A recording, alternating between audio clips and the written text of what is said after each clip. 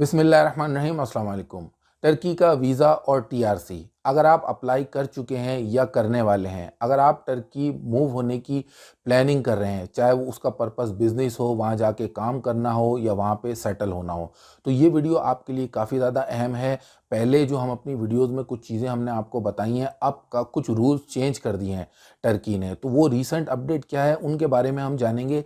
इसके अलावा कुछ जो आप लोगों के दीगर सवालात थे, जैसे बहुत सारे लोगों ने पूछा था कि क्या हम वहाँ टीआरसी अप्लाई करके वापस अपनी कंट्री आ सकते हैं, तो इसका भी हम जो जवाब है इसमें इंक्लूड करेंगे। हमें ज्वाइन करेंगे टर्की इस्तांबुल से अली रज़ा, जो वहीं रहते हैं और एक यूट्यूब चैनल भी चलाते हैं, तो उनसे हम बहुत सारे आपके जो सवालात हैं उनका जवाब पूछेंगे। अगर आप इस हवाले से मज़ीद कोई चीज़ जानना चाहते हैं तो आप हमें कमेंट करके बता सकते हैं।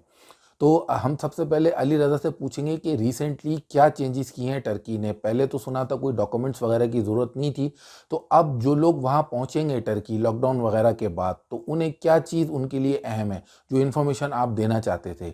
लेकिन ये बताने से पहले ये बताइएगा, क्योंकि दोबारा लॉकडाउन वगैरह हो गया, आपको पता ही है सिचुएशन हो गई है और वो सब जगह ही हुई है, लेकिन टर्की में भी सुना है लॉकडाउन हो गया, इस्तांबुल में भी। तो क्या सिचुएशन है, इसके बारे में बताइए। ये आज कल की पैंडेमिक की सिचुएशन जो है चली और सैटरडे और संडे फुल लॉकडाउन लगा हुआ है यहाँ। और नॉर्मल डेज में जैसे कि मैंने मेंशन किया कि 10 बजे से 8 बजे तक सब खुला हुआ है। सैटरडे संडे जो है वीकेंड्स पर वो फुल डे का लॉकडाउन लगा हुआ है। अच्छा, अब वो इम्पोर्टेंट जो अपडेट आप शेयर करना चाह रहे थे, टेम्परेरी रेजिडेंस कार्ड या टूरिस्ट रेजिडेंस कार्ड, उस हवाले से तो काइंडली वो भी बता दीजिए हमारे व्यूवर्स को, क्योंकि बहुत सारे लोग हैं जो वहाँ मूव होने की प्लानिंग कर रहे हैं। यहाँ ये है कि टीआरसी पर जो अभी न्यू डॉक्यूमेंट मांगा जा रहा है, इसका मकसद ये है कि आप अगर यहाँ जॉब नहीं कर सकते हैं उस कार्ड पर, सबको पता है, तो आप हमें दिखाएं कि आपकी इतनी स्ट्रेंथ है कि आप यहाँ 1 साल का जो टर्किश या जो टूरिस्टिक पर्पज़ के लिए अप्लाई कर रहे हैं, कि आपकी इतनी स्ट्रेंथ है कि आप 1 साल यहाँ रुक सकें। तो ये अब ये नई अपडेट आ गई है कि आपसे ये मांग रहे हैं और आपको जो है वो साथ लगा के देनी होती है, ताकि आप यहाँ शो कर सकें हाँ मैं यहाँ 1 साल रुक सकता हूँ। या फिर 2 साल के लिए अगर आप आ रहे हैं तो आपके बैंक अकाउंट में इतने पैसे होने चाहिए कि आप 2 साल यहाँ रुक सकें, क्योंकि उनको आपको फाइनेंशियली शो करना पड़ेगा कि हाँ मुझे कोई जॉब की ज़रूरत नहीं है, मेरे पास इतना अकाउंट में पैसा है कि मैं विद फैमिली जो हूँ या अपना आराम से गुजारा कर सकता हूँ। ठीक है। अच्छा अली रज़ा, ये बताइएगा, हमसे बहुत सारे हमारे व्यूवर्स हैं, उन्होंने ये पूछा है कि 2 बंदे या 3 से 4 बंदों की एक छोटी-सी फैमिली, अगर वो टर्की मूव होते हैं, अब उनका जो भी ज़रिया रोज़गार है, क्या वो बिज़नेस हो या वो काम हो, हम उस तरफ नहीं जा रहे हैं, तो उनका जो मंथली एक्सपेंस है वो एस्टिमेटेडली क्या हो सकता है? यानी जो उनका घर का या फ्लैट का रेंट है, इस्तांबुल की मैं बात कर रहा हूँ, और उनके जो मंथली एक्सपेंस हैं यूटिलिटी बिल्स और खाने-पीने वगैरह के, ये टू द पॉइंट ज़रा बताइए कि ये कितने एस्टिमेटेड हो सकते हैं? खाने पीने की मैं एक्सपेंसेस की बात करूँ तो खाने पीने के एक्सपेंसेस से आपके मैक्सिमम अगर मैं अपना एक आइडिया बताऊँ तो आप लोगों को तकरीबन 1,000 के अंदर एक बहुत अच्छी लाइफ मिल जाएगी यहाँ। तो इसमें आपका 1,000 से ज़्यादा का खर्चा कभी भी नहीं आएगा आपके खाने पीने के। आप अगर 3 से 4 लोगों की फैमिली है तो ये आपका इसमें बहुत आराम से जो है वो गुजारा हो सकता है। आप किसी शॉप से परचेज़ करेंगे यानी स्टोर्स वगैरह से परचेज़ करेंगे तो वो आपको थोड़ी बहुत महंगी पड़ सकती है। 3-4 लीरा का फ़र्क आपको ज़रूर नज़र आएगा उसके अंदर। और अगर आप बाज़ार से परचेज़ करते हैं, जो हर बाज़ार यहाँ लगता है तकरीबन, और उसमें ऐसा होता है कि तकरीबन हर इलाके में लगे होते हैं बाज़ार, कभी संडे को कभी मंडे को, इन हफ्ते के बीच में ज़रूर लगता है बाज़ार हर एरिया में। 2 या 3 या फिर 4% के लिए मेरे हिसाब से एक आइडियल घर होता है 2+1 हमेशा से। तो इसका अगर मैं आपको इस्तांबुल के अंदर रेंट बताऊं तो ये आपको तकरीबन पड़ेगा 1,300 से 1,500 या फिर 1,600, तकरीबन इतना आपको मिनिमम पड़ जाता है। अच्छा, मज़ीद आगे बढ़ने से पहले मैं आपको ये बताता चलूँ कि जिन लोगों ने ये पूछा था कि क्या हम टर्की में अपना टूरिस्टिक कार्ड या टीआरसी अप्लाई करके वापस अपनी कंट्री आ सकते हैं। बहुत सारे लोग दुबई में, यूएई में, सऊदी अरब में काम करते हैं, लेकिन वो चाहते हैं कि थोड़ा फ्यूचर के लिए वो प्लानिंग कर लें। इसी तरह पाकिस्तान, इंडिया, नेपाल, बांग्लादेश, यहाँ से भी लोग चाहते हैं। कुछ का पर्पस बिज़नेस है, कुछ का इन्वेस्टमेंट है, तो पर्पस उनका कुछ भी हो सकता है। तो मेन चीज़ थी, क्या वो वापस आ सकते हैं? तो इस सिलसिले में मैं आपको बताता चलूँ कि आपको, अगर आप रेज़िडेंसी अप्लाई करते हैं, तो उसका मतलब ही ये होता है कि आप वहाँ रिहाइश का रिहाइश की इजाज़त चाहते हैं, उसका इजाज़तनामा यानी जो कार्ड होता है टूरिस्टिक कार्ड, वो आप लेना चाहते हैं, तो ना रहने का तो कोई बेसिकली जवाज़ नहीं है। हाँ, कोई इमरजेंसी होती है, कोई आपके पास ऐसा पर्पज़ है कि आप कहते हैं कि मुझे जाना पड़ता है, तो ऐसी सूरत में वहाँ आपको एक डिपार्टमेंट है, उसमें आपको एक एप्लीकेशन देना पड़ती है। वो अप्रूव होने पर वो मेरा ख़्याल है व्हाइट पेपर कुछ कहलाता है, तो उस पे आप फिर 15 दिन के लिए जो भी आपकी कंट्री है, वहाँ आप आ सकते हैं। 15 दिन के अंदर-अंदर आपको वापस टर्की आना होता है, क्योंकि टीआरसी का मतलब ही है टेम्परेरी रेज़िडेंस कार्ड या टूरिस्टिक रेज़िडेंस कार्ड। तो उस पे वहाँ रहने की ही आप इजाज़त माँग रहे हैं, तो ना रहने का तो कोई सवाल नहीं है। वो जो ऑप्शंस हैं, वो इसके अलावा हैं।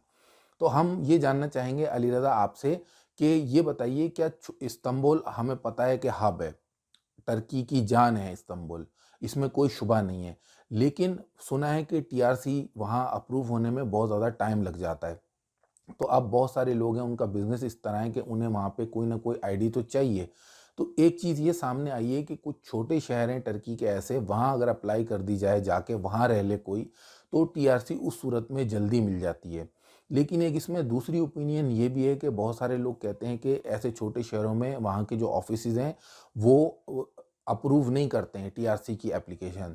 तो ऐसी सूरत में जो लोग वहाँ मूव होना चाहते हैं टर्की, उनके ज़हन में ये सवाल आता है कि क्या हम इस्तांबुल का ही इंतखाब करें या हम किसी छोटे शहर में जाके भी वहाँ लीगल हो सकते हैं? तो ये बताइएगा। बड़े शहर में मतलब कि इस्तांबुल जैसे शहर में जहाँ हम रहते हैं, तो इसमें आपका जो है कार्ड आने में बहुत टाइम लगता है। बहुत टाइम से मुराद के तकरीबन आपको 3 से 4 महीने कार्ड हाथ आने में लग जाते हैं। लेकिन जब आप यहाँ आते हैं इस्तांबुल में और यहाँ से आप अप्लाई करते हैं पहले साल, तो वो आपको जो है जब आप यहाँ अप्लाई कर देते हैं तो आपको 90 डेज़ का रिलीफ मिलता है कि आपने अप्लाई कर दिया, आपकी एप्लीकेशन इन प्रोसेस है, आप इन प्रोसेस है इस मुल्क में, तो आपके पास 90 डेज़ का रिलीफ होता है कि आप उसमें जो है अपने यानी आप यहाँ लीगली रह रहे हैं, स्टे कर सकते हैं 90 डेज़ के लिए। और जब तक कार्ड आपका आ जाता है नॉर्मली, उसके बाद तो आप लीगल हो ही चुके होते हैं। तो ये बड़े शहर में आपको इतना तकरीबन टाइम लगता ही लगता है। आप इस्तांबुल में इतना टाइम ही लगता है, मैं आपको बताऊं। हाँ, लेकिन आप कह रहे हैं नहीं हमें कार्ड जल्दी चाहिए, तो आप छोटे शहर का जो है वो रुख कर सकते हैं, जैसे कि इज़मीत हो गया, चनाक्कले हो गया। यहाँ जो है card with in a month आपके हाथ में आ जाता है। लेकिन अब इसमें जो है वो कंपैरिजन मैं आपको ऐसे कर रहा हूँ कि ज़्यादातर लोग बड़े शहर को, मतलब इस्तांबुल जैसे बड़े शहर को प्रेफर इसलिए करते हैं क्योंकि यहाँ वो बोलते हैं यार हमें यहाँ जॉब्स की अपॉर्चुनिटीज़ मिल जाएंगी, और हमारे लिए जो है हम जैसे कोई बड़े शहर का अगर आदी है रहने वाला, तो वो छोटे शहर में उतना जल्दी एडजस्ट नहीं कर पाता क्योंकि वहाँ इतनी जॉब्स नहीं होती। इस्तांबुल में फिर भी बहुत सारी जॉब्स आपको अवेलेबल मिल जाती हैं। इस्तांबुल में थोड़ी बहुत आपको इंग्लिश भी मिल जाती है, आप अपनी फील्ड से रिलेटेड थोड़ा काम ढूंढ सकते हैं कहीं। लेकिन छोटे शहर में ये होता है कि आपको इतना कोई अच्छा काम नहीं मिल सकता। वहाँ जो है वो सारे ज़्यादातर टर्किश सिटीजन होते हैं जिनका, अगर हाँ ये मैं आपको रिकमेंड कर सकता हूँ कि अगर आपकी कोई ऑनलाइन अर्निंग है या आपको कहीं और से पैसा आ रहा है, कोई जॉब करने की ज़रूरत नहीं है, तो आपको मैं रिकमेंड करूँगा कि आप छोटे शहर में ज़रूर जाके रहें। वहाँ आपको पीसफुल लाइफ मिलेगी। लेकिन जब आप 1 साल के बाद आपका कार्ड ख़त्म होगा तो आपको अगले साल जो है एक रीज़न देना पड़ेगा कि मैं यहाँ क्यों रुक रहा हूँ। तो फ्रेंड्स, जैसा कि आपने यकीनन नोट किया होगा, अगर आप टर्की में सेटल होने का इरादा कर रहे हैं, तो आपको अब अपने बैंक स्टेटमेंट यानी जो आपके फाइनेंशियल प्रूफ हैं, आपकी इनकम के प्रूफ हैं, वो साथ लेके जाने होंगे ताकि आपकी वहाँ टीआरसी अप्रूव हो सके और बाद में आपको ये झंझट ना रहे कि आप अपनी कंट्री में, चाहे आप दुबई, सऊदी अरब, पाकिस्तान, इंडिया कहीं पे भी हैं, फिर लोगों को फ़ोन करें कि जनाब हमारे आप डॉक्यूमेंट्स भेज दो, उनको अटैच करा दो। तो तमाम तैयारी आप पहले से करके जाएँ। अगर इस हवाले से आपका मज़ीद कोई सवाल है तो आप हमें कमेंट करके पूछ सकते हैं। अली रज़ा का अपना भी यूट्यूब चैनल है, वो टर्की और इस्तांबुल के हवाले से ख़ास तौर पे वीडियोस बनाते हैं। तो अगर आप चाहें उनके चैनल का भी विज़िट कर सकते हैं, उनसे भी कोई सवाल हो तो आप पूछ सकते हैं। तो ये वीडियो आपको कैसी लगी हमें कमेंट करके ज़रूर बताइएगा। अगर आप हमारे चैनल पे नए हैं तो हमारे चैनल पिक्स ट्रिप को सब्सक्राइब कीजिए। वीडियो देखने का शुक्रिया।